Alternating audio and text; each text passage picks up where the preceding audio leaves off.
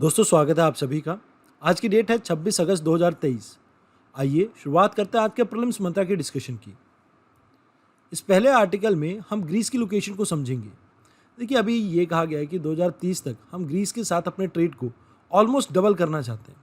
और यहाँ पर यह भी कहा जाता है कि भी हम ग्रीस के साथ स्ट्रैटेजिक पार्टनरशिप करना चाहते हैं, जहाँ पर हम डिफेंस सेक्टर में स्किल्स जो हमारे यहाँ पर लेबर मिलती है उसके एक्सचेंज के लिए, और जैसे मान लीजिए डिफेंस के इनोवेशन के लिए और मेरीन टाइम सिक्योरिटी के ऊपर, इन सभी मुद्दों पे हम ग्रीस के साथ अपनी पार्टनरशिप को इन्हांस करना चाहते हैं। तो यहाँ पर हमारे लिए ग्रीस की लोकेशन जानना थोड़ा इंपॉर्टेंट हो जाता है। अगर ग्रीस के नॉर्थ में बात करें तो आपको 3 कंट्रीज याद रखनी है, Albania, north Macedonia and Bulgaria. अगर एशियन पार्ट की बात करें तो यहाँ पर आप देखते हैं कि टर्की का मरीन टाइम बॉर्डर और लैंड बॉर्डर इसके साथ शेयर होता है। यहाँ आपको 3 वाटर बॉडीज देखने को मिलती हैं, एक आइनियन सी, एक मेडिटेरियन सी और एजियन सी। ये 3 वाटर बॉडीज आपकी ग्रीस के आसपास लोकेटेड है। तो यहाँ पर इस आर्टिकल में आपको इतना ही जानना था। आइए अब बात करते हैं अगले आर्टिकल की। इस आर्टिकल में हम बात करेंगे एलपीजी सिलेंडर के एक्सेस के बारे में। देखिए एक रिपोर्ट पब्लिश की गई थी यूएस एड के द्वारा। इन्होंने ये कहा कि भारत के अंदर एलपीजी सिलेंडर के एक्सेस पहले के मुकाबले कम हो चुके हैं। अब इसके पीछे इन्होंने बहुत से रीज़न दिए, जिसमें से एक मेजर रीज़न रहा था प्राइस। अब गवर्नमेंट ऑफ इंडिया ने इसके ऊपर सफाई दी है कि 2014 के मुकाबले, इससे पहले की बात करें और अब की बात करें, तो आपको एक्सेस में बढ़ोतरी देखने को मिली, कमी नहीं है। गवर्नमेंट ने कंटिन्यूसली कोशिश की कि एलपीजी प्राइस को कैसे रेगुलेट किया जा सके। पेंडेमिक के टाइम 3 रीफ्यूलिंग फ्री दी गई थी। इसके अलावा गवर्नमेंट ने 200 रुपये की पर सिलेंडर एडिशनल सब्सिडीज देने की घोषणा की थी 2022 से, ताकि सस्टेनेबल यूज़ को हम प्रमोट कर सकें। एंड ओवरऑल अगर हम बात करें, इंडिया के अंदर डोमेस्टिक कंजम्पशन इंक्रीज हुई है। अगर आप पर कैपिटा कंजम्पशन भी देखें एलपीजी की, वो इंक्रीज हुई है। अब ये हुई कैसे है, इसमें इन्होंने कहा कि उज्ज्वला योजना के तहत हमने गैस सिलेंडर्स का एक्सेस काफ़ी ईजी कर दिया। दूसरा, जो एलपीजी बॉटलिंग और डिस्ट्रीब्यूशन नेटवर्क था, हमने उसे और ज़्यादा इंक्रीज़ किया और स्ट्रॉन्ग किया। अब सबसे बड़ी प्रॉब्लम आती थी रूरल एरिया में, तो रूरल एरिया में हमने ग्रामीण वितरक ग्राहक डिस्ट्रीब्यूशन इस्टेब्लिश कर दी, जिससे जो सप्लाई है रूरल एरिया में वो काफ़ी इंप्रूव हो गई। अब यहाँ ये जो रिपोर्ट पब्लिश हुई थी, इसके रिस्पांस में गवर्नमेंट ऑफ इंडिया ने अपनी सफाई दी। अब इसके अलावा एक और स्टडी पब्लिश हुई है आज के न्यूज़पेपर में भी, जहाँ पर ये कहते हैं कि भाई जो बायोमास है, ये बायोमास बहुत ज़्यादा पोल्यूशन क्रिएट करता है। हमें फोकस करना चाहिए कि कैसे एलपीजी सिलेंडर के एक्सेस को हम इंक्रीज़ कर सकें। तो दोनों मिलते जुलते ये आर्टिकल है, और ये भी जो स्टडी है ये पब्लिश किया है आपके यूएस एड ने, और इसके साथ असर है आपका। तो यहाँ पर ये कहा जाता है कि देखिए, एक तो जो आपके सिलेंडर्स का एक्सेस है वो कम हो गया क्योंकि प्राइस काफ़ी इंक्रीज़ हो गए। इसकी वजह से लोग बायोगैस की तरफ शिफ्ट हो रहे हैं। फिर दूसरा ये बताया जा रहा है कि लोगों के पास गवर्नमेंट स्कीम्स की इतनी नॉलेज नहीं है, जिसकी वजह से जो सिलेंडर के यूज़ हैं वो कम होते हैं। और फिर आप ये भी देखें कि जो प्राइस है वो काफ़ी ज़्यादा इंक्रीज़ हो चुके हैं सिलेंडर के पिछले सालों की तुलना में, तो जिसकी वजह से सोशो इकोनॉमिक जो लोअर स्टाटा है आपका, वो इस चीज़ को अफोर्ड ही नहीं कर पा रहा है।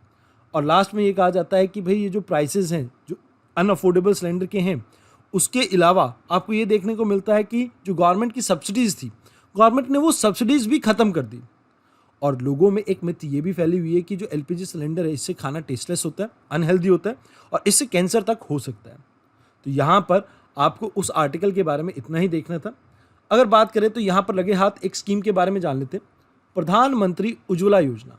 अब प्रधानमंत्री उज्ज्वला योजना को स्टार्ट किया गया था 2016 में, जहाँ पर हमारा मेजर फोकस था बिलो पॉवर्टी लाइन के घरों पे।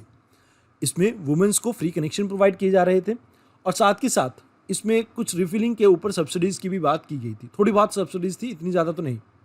अब इसका सेकेंड फेज स्टार्ट होता है 2021 में। अब बीपीएल ही नहीं थे हमारे टारगेट पे। हमने ये कहा कि भाई जिन भी माइग्रेंट्स के पास गैस सिलेंडर्स नहीं है, आप एक सेल्फ डिक्लेरेशन दीजिए, आपको पहली रिफिलिंग फ्री होगी और साथ के साथ हॉट प्लेट्स भी फ्री मिलेंगी, और एलपीजी कनेक्शन भी फ्री ऑफ कॉस्ट मिलेगा। अब यहाँ आपको एक चीज़ याद रखनी है, ये जो स्कीम है, ये प्रधानमंत्री उज्ज्वला योजना, इसे रन कर रहा है आपके मिनिस्ट्री ऑफ पेट्रोलियम। तो इस स्कीम के बारे में आपको इतना ही जानना था। आइए अब बात करते हैं अगले आर्टिकल की। इस आर्टिकल में हम बात करेंगे मिलान के बारे में।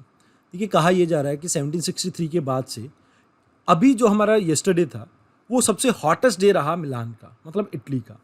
अब सबसे पहले इसकी लोकेशन जान लीजिए। अब अगर मिलान की लोकेशन की बात की जाए तो स्विट्जरलैंड बॉर्डर के पास यहाँ पर कहीं आपकी मिलान लोकेटेड है।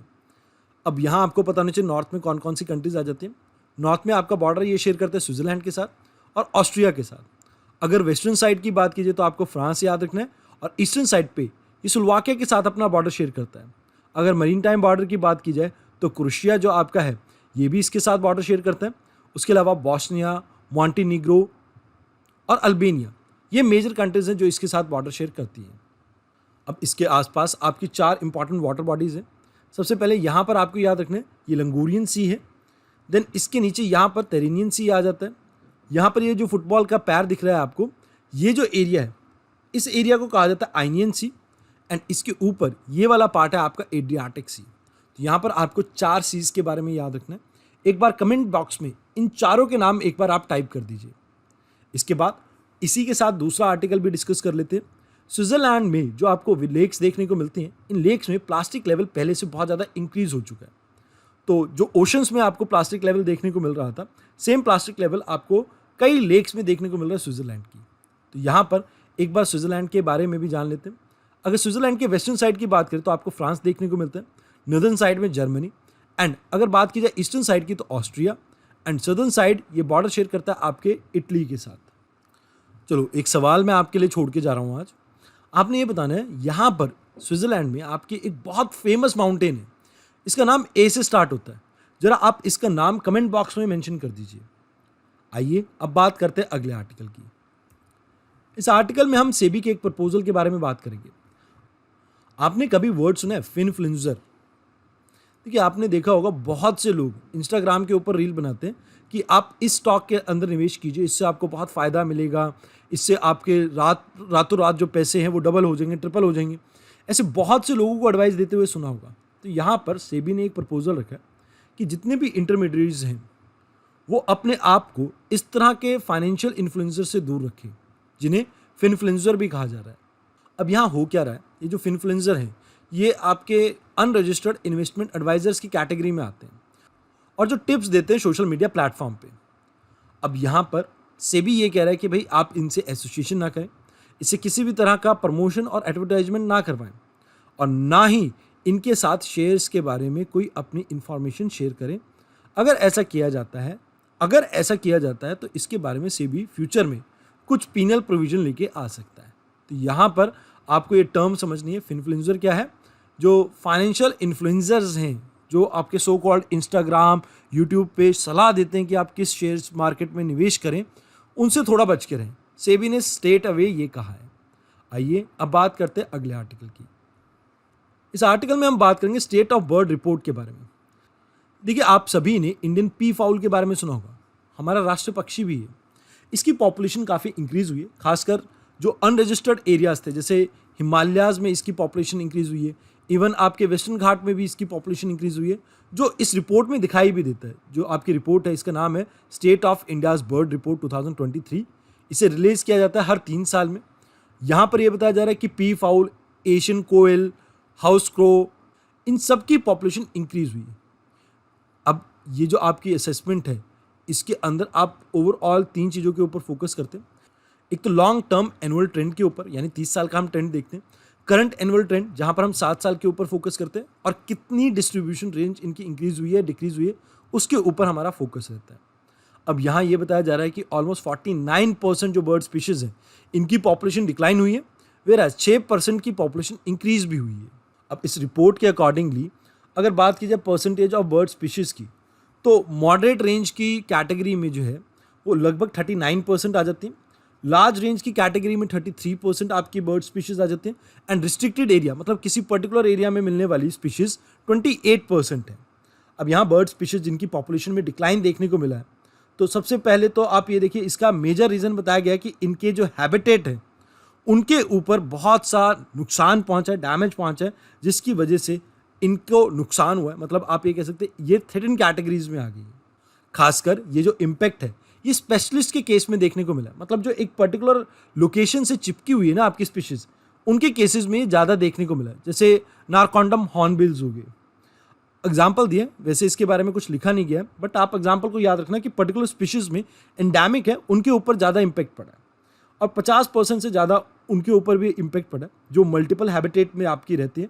जर्नलिस्ट ब्रीड जो है, जैसे स्पैरो है, आपको इंडिया में हर कोनों में आपको देखने को मिल जाती है, तो उनके ऊपर भी असर पड़ा है, बट 50% असर पड़ा है, ज़्यादा लंबा असर नहीं पड़ा है। इसके अलावा माइग्रेटरी बर्ड्स की स्पीशीज़ के ऊपर भी असर पड़ा है। इसमें ज़्यादा असर पड़ा लॉन्ग डिस्टेंस के जो माइग्रेशन करके आती है स्पीशीज़ उनके ऊपर, और कुछ शॉर्ट ब्रीड्स होती हैं आपकी जो जैसे ब्रीड करती है आर्टिक एरिया में, इनकी पॉपुलेशन में भी ऑलमोस्ट 80% का डिक्लाइन देखने को मिला इंडिया के अंदर।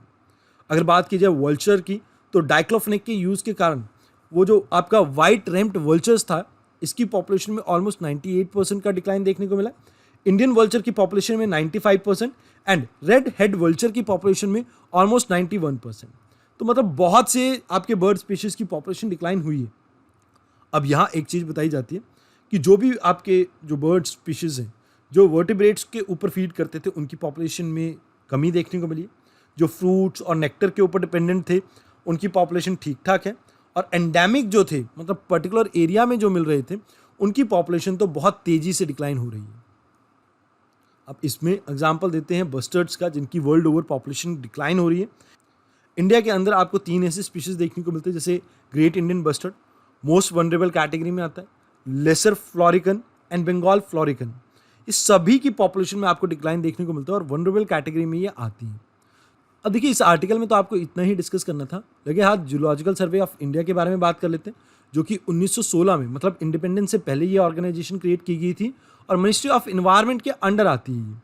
ये गवर्नमेंट की रिसर्च एंड स्टडी ऑर्गेनाइजेशन है, जिसका हेडक्वार्टर कोलकाता वेस्ट बंगाल में है। अब ये जो आपका सर्वे ये इसी ने कंडक्ट किया और इसका साथ दिया इसमें wild life institute of India ने, जो कि आपका एक ऑटोनॉमस इंस्टीट्यूशन है मिनिस्ट्री ऑफ इन्वायरमेंट के अंडर। इसको इस्टेब्लिश किया गया था 1982 में और ये ट्रेनिंग प्रोग्राम कंडक्ट करता है, एकेडमिक कोर्सेज को रन करता है एंड एडवाइजरी जारी करता है आपके वाइल्ड लाइफ में, और साथ के साथ ये रिसर्च के ऊपर भी फोकस करता है।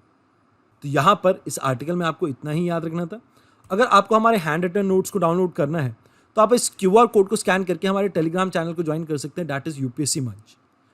तो आज की इस वीडियो में इतना ही, धन्यवाद। अब देखिए, इस आर्टिकल में तो आपको इतना ही डिस्कस करना था। इसके अलावा